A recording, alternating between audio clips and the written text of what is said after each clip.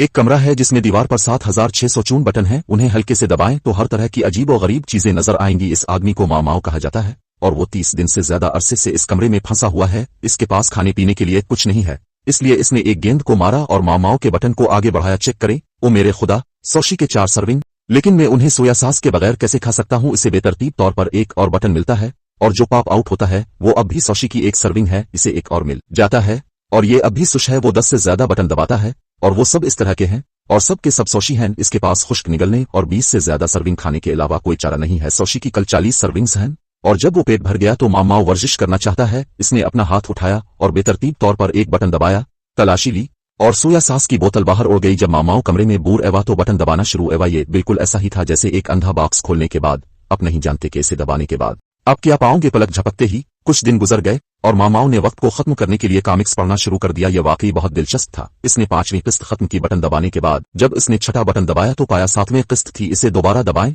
8वीं किस्त, दोबारा दबाएं, 9वीं किस्त। अरे कोई 6ठी किस्त नहीं है क्या? यह मुश्किल नहीं है। माओ गिरने ही वाला था, इसलिए इसने एक बटन ढूंढकर उसे दबाया और चीनी कांटा का एक जोड़ा बाहर गिर गया। फिर वो दबाता रहा और चीजें वहां से गिरती